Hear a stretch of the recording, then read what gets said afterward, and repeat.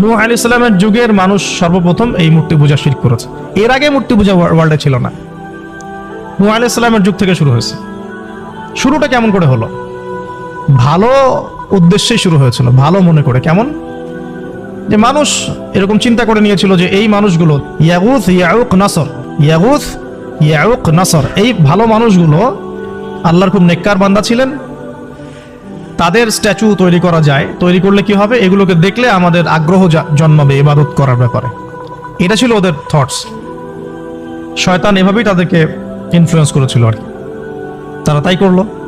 এই জেনারেশনটা যখন মারা গেল, পরের জেনারেশন যখন আসলো, তখন শয়তান ওদেরকে বোঝালো যে ওরা খুব ভালো মানুষ ছিল, ওদের মূর্তিকে মসজিদের বাইরে না রেখে ভিতরে ঢুকিয়ে ফেলো, তাদেরকে সেজদা করতে হবে না, ভিতরে ঢুকিয়ে ফেলো, ইবাদতে মনোযোগ আসবে। পরের জেনারেশন এই কাজটাই করলো।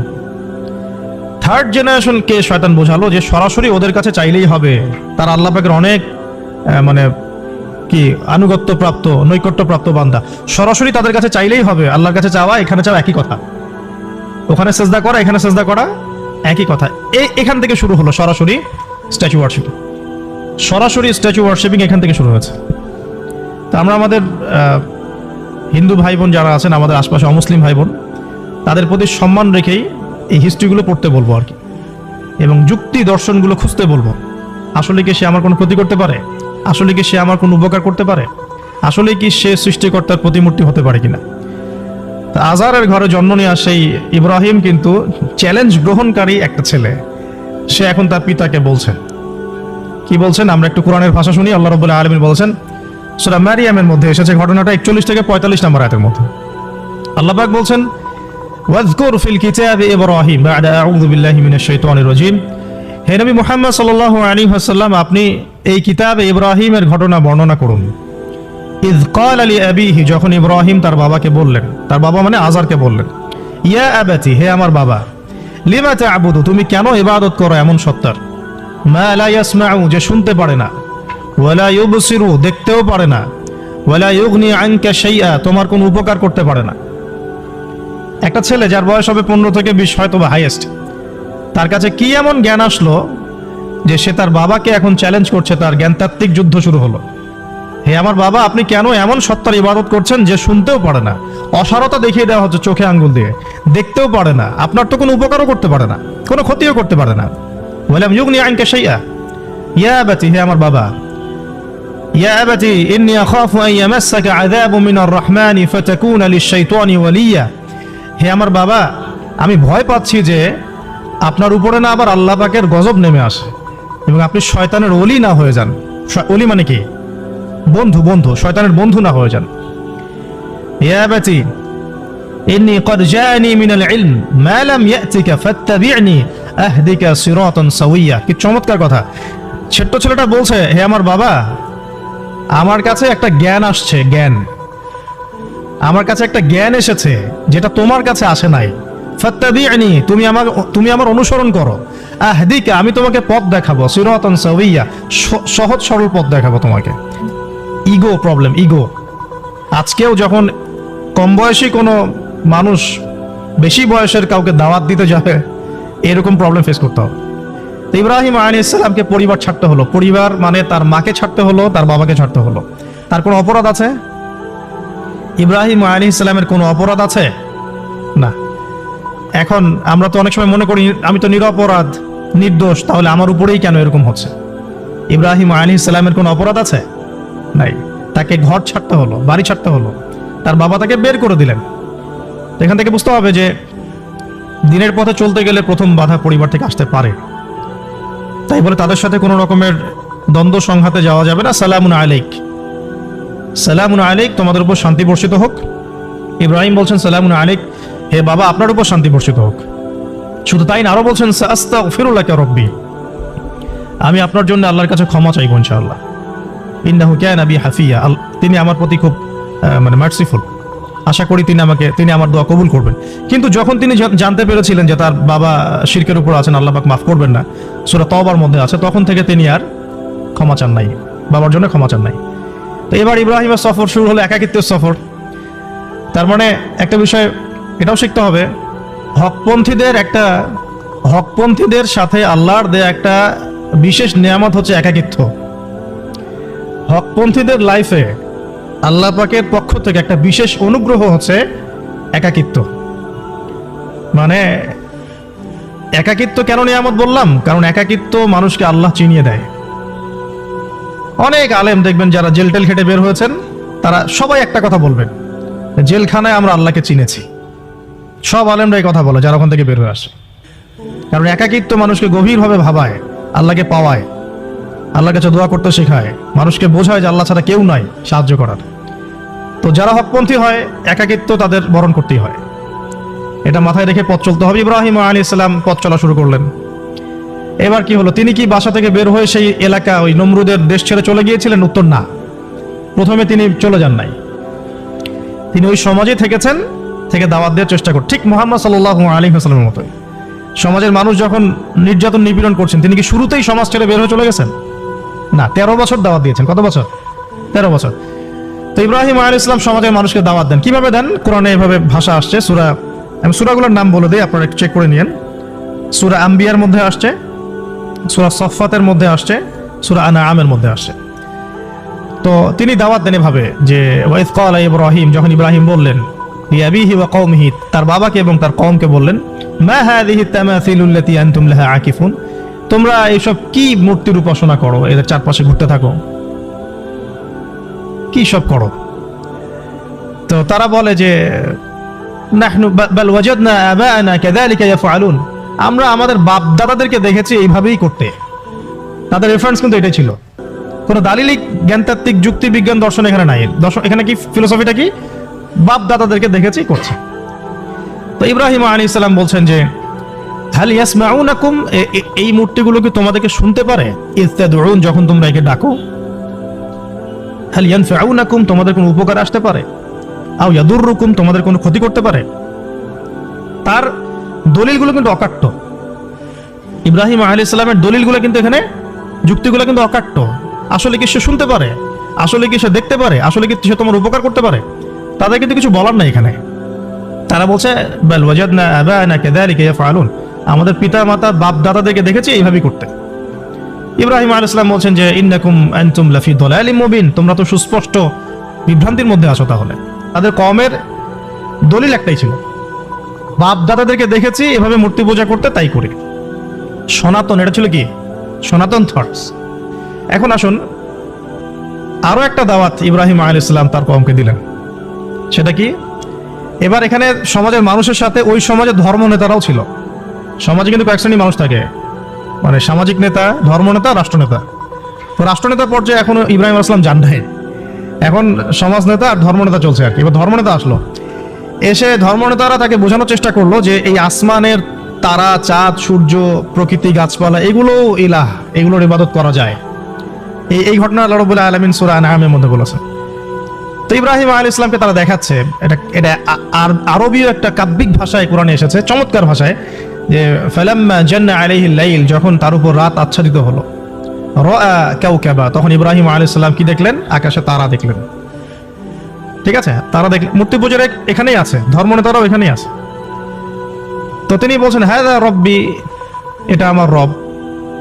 ফালাম্মা ফালা, যখন তারকাগুলো অস্তমিত হলো, ক্বালা লা উহিব্বুল আফিলিন, আমি তো অস্তমিত যাওয়া জিনিসকে পছন্দ করি না। রব তো অস্তমিত যাবে না, এখানেও যুক্তি লাগবে, তো আমার ফিলোসফি লাগবে, আমার এখানে দর্শন লাগবে, এখানে তো আমাকে মানে প্রজ্ঞা দিয়ে বোঝাতে হবে। এটা তো অস্তমিত হয়ে গেল, এটা তো রব হতে পারে না। ফালাম্মা রাআল কামারা বাযিগান, যখন সে চাঁদকে দেখলো জলজল করছে একদম। আর এখনকার চাঁদ দেখা আগের চাঁদ দেখা তো এক না, এখন তো আমরা চাঁদের আলোই খুঁজে পাই না, তখনকার চাঁদ তো অন্যরকম। বাযিগান মানে জলজল করছে। তখন তিনি বললেন হাযা রব্বি, এটা আমার রব।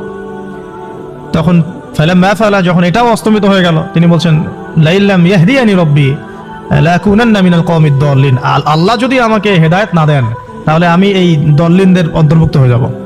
ইব্রাহিম আলাইহিস সালাম বলছেন ফালাম্মা রাআ শামসা বাযিগাতান, যখন এবার সূর্যকে দেখলেন দিনের বেলা, এটা তো আরো বড়। হাযা রব্বি হাযা আকবার, এটা আমার রব, এটা সবচেয়ে বড়। হাযা আকবার, এটা সবচেয়ে বড়। ফালাম্মা ফালাত, এটা যখন অস্তমিত হয়ে গেল, তখন তিনি বলছেন এই কথাটা যে ইয়া কওমি ইন্নী বারিউম মিম্মা তুশরিকুন, হে আমার কওম, তোমরা যেগুলোকে দিয়ে আল্লাহর সাথে শরীক করছো, এখান থেকে আমি আমার চেহারাকে ফিরিয়ে নিলাম। সুবহানাল্লাহ। তখন তিনি এই কথাটা বলেন ইন্নী ওয়াজ্জাহতু ওয়াজহিয়া লিল্লাযী ফাতারাস সামাওয়াতি ওয়াল আরদা হানিফাও ওয়া মা আনা মিনাল মুশরিকিন। আমি আমার চেহারাকে ফিরিয়ে নিচ্ছি এই আসমান সমূহ এবং জমিনের সৃষ্টিকর্তার দিকে, এবং আমি মুশরিকদের অন্তর্ভুক্ত নই। ইন্না সলাতি ওয়া নুসুকি ওয়া মাহইয়ায়া ওয়া মামাতি লিল্লাহি রাব্বিল আলামিন। আমার সালাত, আমার কুরবানি, আমার স্যাক্রিফাইস, আমার জীবন, আমার ফুল লাইফ, আমার মৃত্যু সবকিছু কার জন্য? জগৎসমূহের প্রতিপালক আল্লাহর জন্য। লা শারীকা লাহু, তার কোনো শরীক নাই।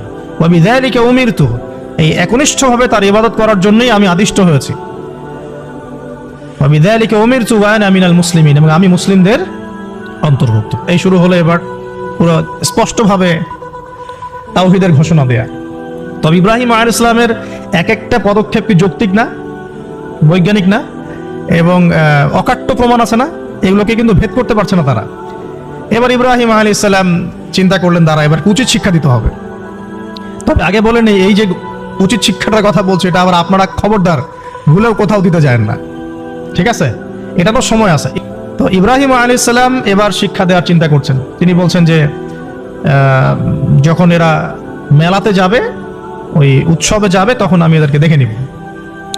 এটা কুরআন চমৎকার ভাবে বলেছে যে إذ قال لأبيه وقومه ماذا تعبدون أئفكا آلهة دون الله تريدون فما ظنكم برب العالمين فراغ إلى آلهتهم فقال ألا تأكلون। ইব্রাহিম আলাইহিস সালাম এবার যখন ওরা মেলায় চলে গেছে, যাওয়ার আগে আবার ইব্রাহিম আলাইহিস সালাম বলছিলেন যে ইন্নী সাকিম, আমি হচ্ছি অসুস্থ। আমি কি অসুস্থ? নাযারা নাযরাতান ফিন নুজুম, ইব্রাহিম আলাইহিস সালাম রাতের বেলা আকাশের দিকে তাকালেন একবার, তাকিয়ে ওদেরকে বললেন যে ইন্নী সাকিম, আমি অসুস্থ। এটা কৌশল, আমি অসুস্থ। তো এবার যখন তারা চলে গেল, ফারাগা ইলা আলিহাতিহিম ফাকালা আলা তাকুলুন, এবার তিনি ওই মূর্তি গৃহ যেটা ওদের, ওখানে ঢুকে বলছেন যে আলা তাকুলুন, তোমাদের কি হলো, খাচ্ছ না কেন? কাদেরকে বলছে এই কথা? মূর্তি, খাচ্ছ না কেন? মা লাকুম লা তানতিকুন, কি হলো, কথা বলছো না কেন? এবার ফারাগা আলাইহিম দরবাম বিল ইয়ামিন, এবার ইয়ামিন মানে ডান হাত, ডানাতে যা পেয়েছিলেন আর কি, তা দিয়ে সবগুলোকে ভেঙে চুরমার করে ফেলছে। ব্যাস, এবার ওরা যখন আসলো এসে বলছে যে আনতা ফাআলতা হাযা বিআলিহাতিনা ইয়া ইব্রাহিম, হে ইব্রাহিম, তুমি কি আমাদের উপাস্যদের সাথে এই কাজ করেছো? ইব্রাহিম বলছেন লা বাল ফাআলাহু কাবীরুহুম হাযা, বরং এই বড়টা এই কাজ করছে।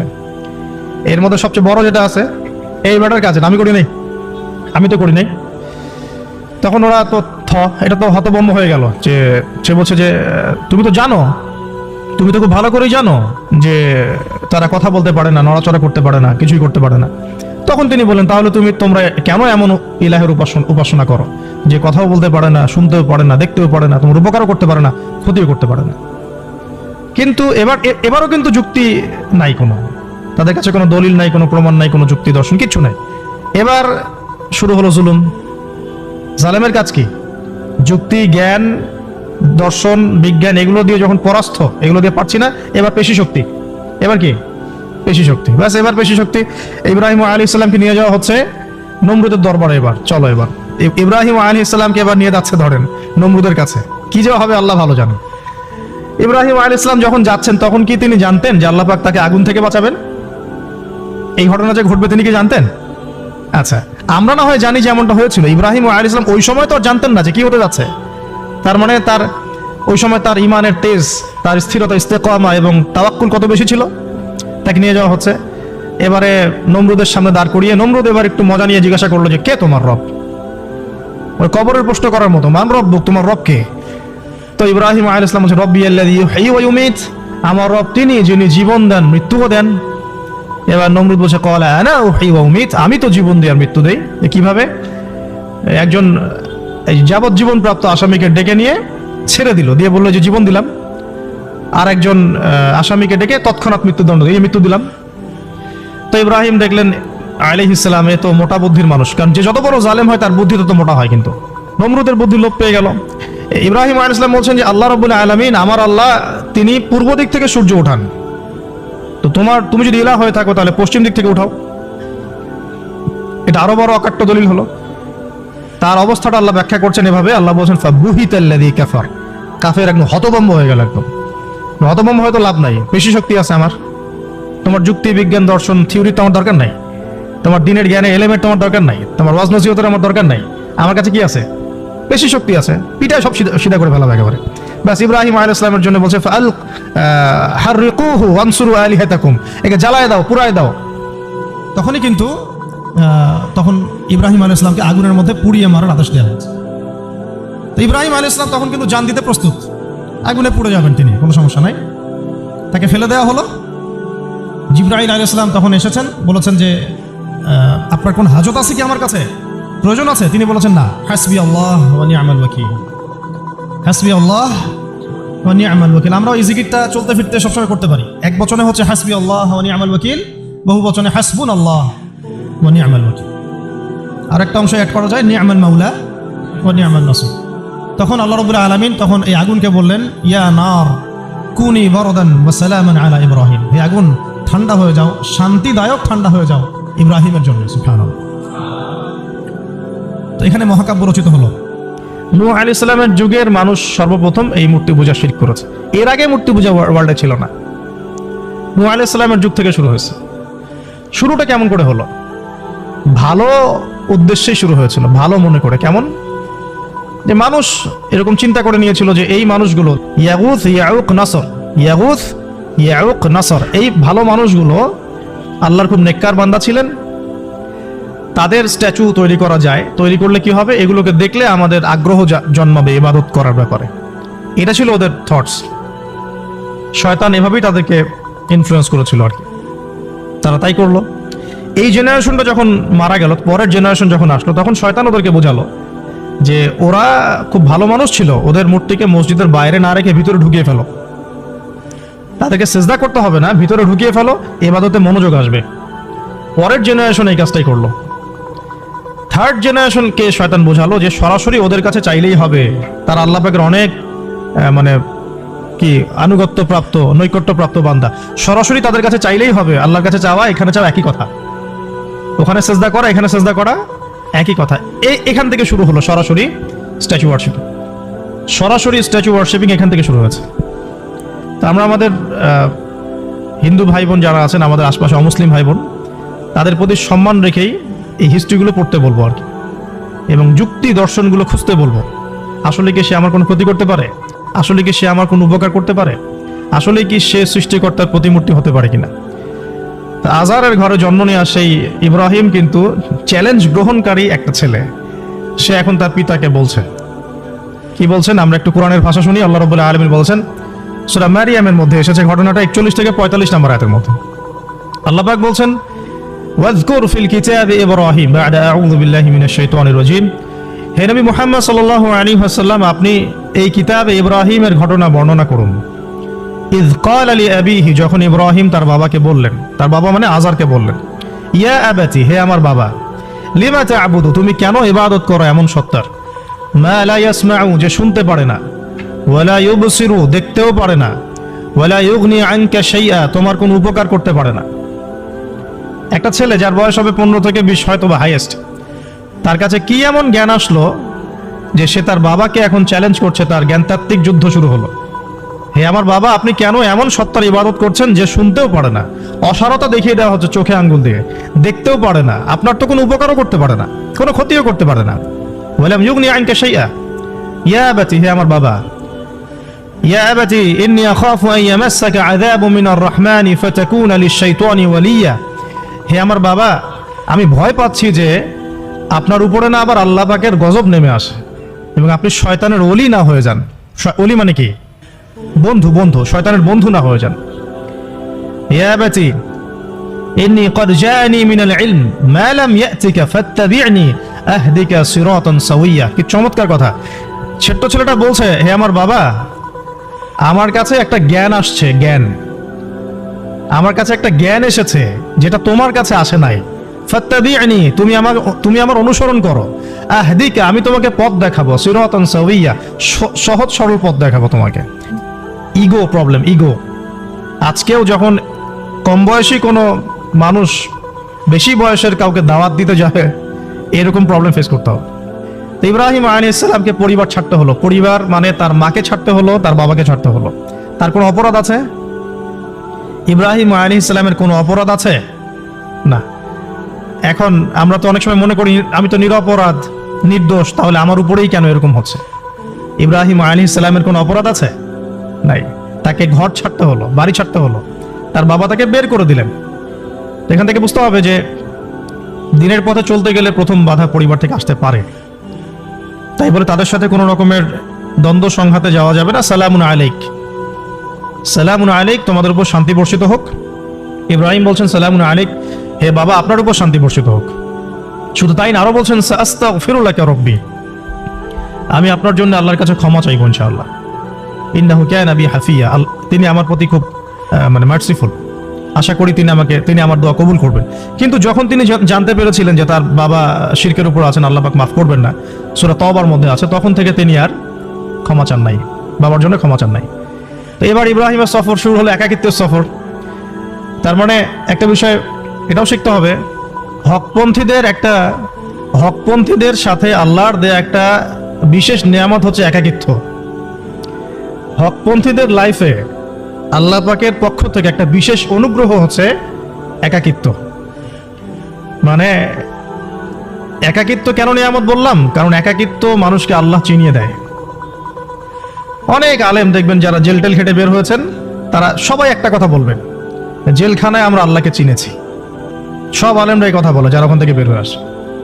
কারণ একাকিত্ব মানুষকে গভীরভাবে ভাবায়, আল্লাহকে পাওয়ায়, আল্লাহর কাছে দোয়া করতে শেখায়, মানুষকে বোঝায় যে আল্লাহ ছাড়া কেউ নাই সাহায্য করার।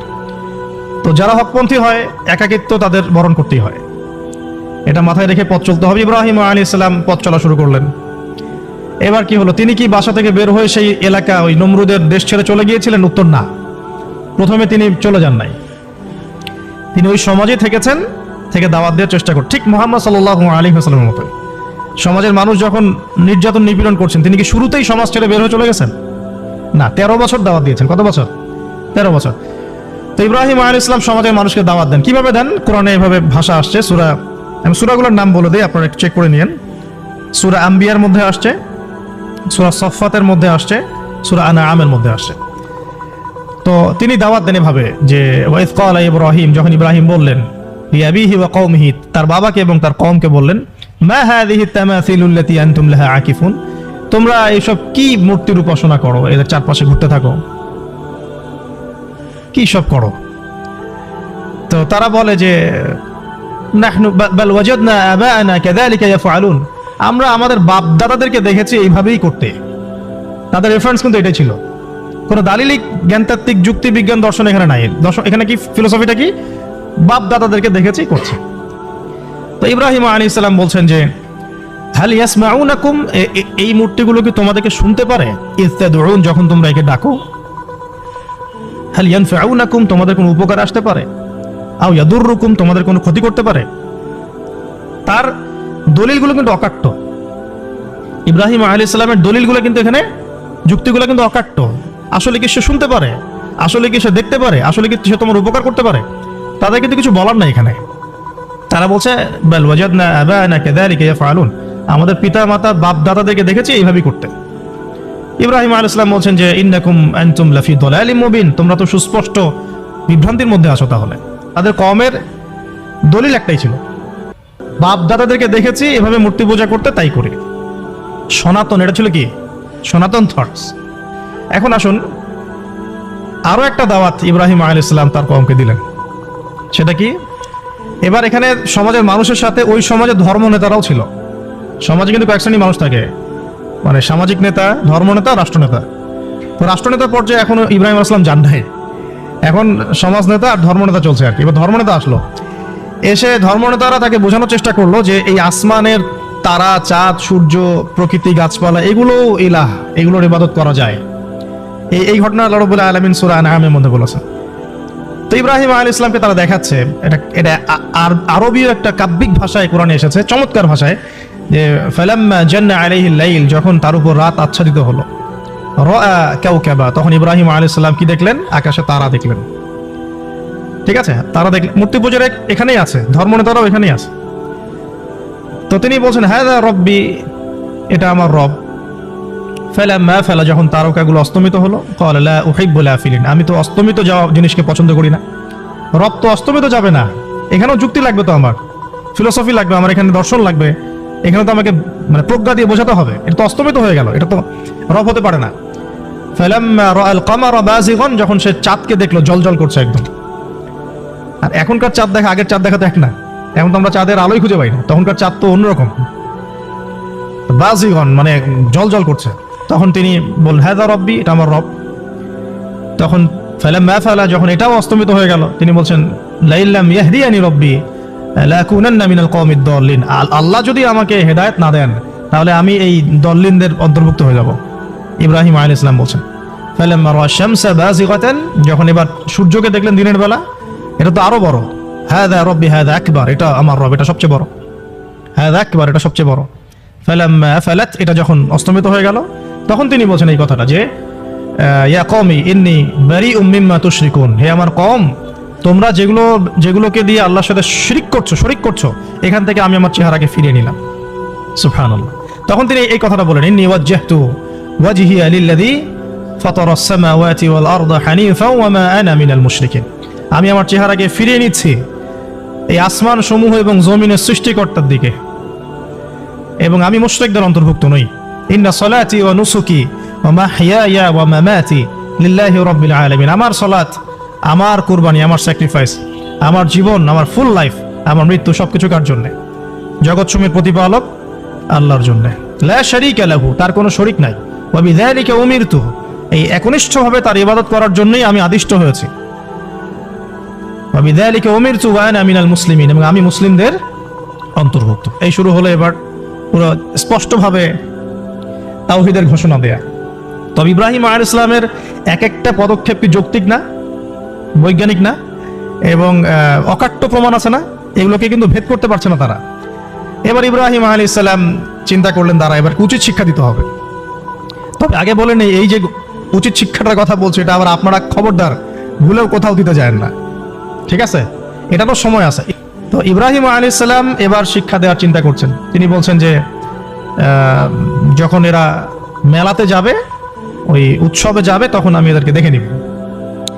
এটা কুরআন চমৎকার ভাবে বলেছে যে إذ قال لأبيه وقومه ماذا تعبدون أئفكا آلهة دون الله تريدون فما ظنكم برب العالمين فراغ إلى آلهتهم فقال ألا تأكلون।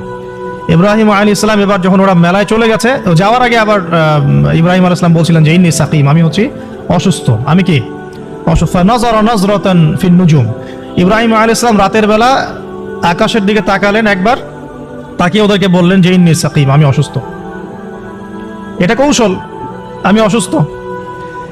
তো এবার যখন তারা চলে গেল, ফারাগা ইলা আলিহাতিহিম ফাকালা আলা তাকুলুন, এবার তিনি ওই মূর্তি গৃহ যেটা ওদের, ওখানে ঢুকে বলছেন যে আলা তাকুলুন, তোমাদের কি হলো, খাচ্ছ না কেন?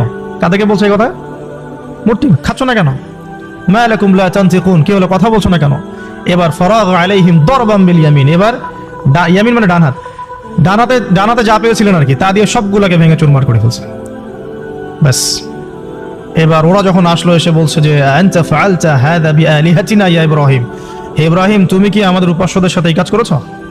ইব্রাহিম বলছেন লা বাল ফাআলাহু কাবীরুহুম হাযা, বরং এই বড়টা এই কাজ করছে। এর মধ্যে সবচেয়ে বড় যেটা আছে এই ব্যাটার কাজ, আমি করি নাই, আমি তো করি নাই। তখন ওরা তো এটা তো হতভম্ব হয়ে গেল, যে সে বলছে যে তুমি তো জানো, তুমি তো খুব ভালো করেই জানো যে তারা কথা বলতে পারে না, নড়াচড়া করতে পারে না, কিছুই করতে পারে না। তখন তিনি বলেন তাহলে তোমরা কেন এমন ইলাহের উপাসনা করো যে কথাও বলতে পারে না, শুনতেও পারে না, দেখতেও পারে না, তোমার উপকারও করতে পারে না, ক্ষতিও করতে পারে না। কিন্তু এবারও কিন্তু যুক্তি নাই, কোনো তাদের কাছে কোনো দলিল নাই, কোনো প্রমাণ নাই, কোনো যুক্তি দর্শন কিচ্ছু নাই। এবার শুরু হলো জুলুম। জালেমের কাজ কি? যুক্তি, জ্ঞান, দর্শন, বিজ্ঞান এগুলো দিয়ে যখন পরাস্ত, এগুলো দিয়ে পারছি না, এবার পেশি শক্তি। এবার কি? পেশি শক্তি। ব্যাস, এবার পেশি শক্তি। ইব্রাহিম আলাইহিস সালামকে নিয়ে যাওয়া হচ্ছে নমরুদের দরবারে। এবার চলো, এবার ইব্রাহিম আলাইহিস সালামকে এবার নিয়ে যাচ্ছে ধরেন নমরুদের কাছে। কি যে হবে আল্লাহ ভালো জানেন।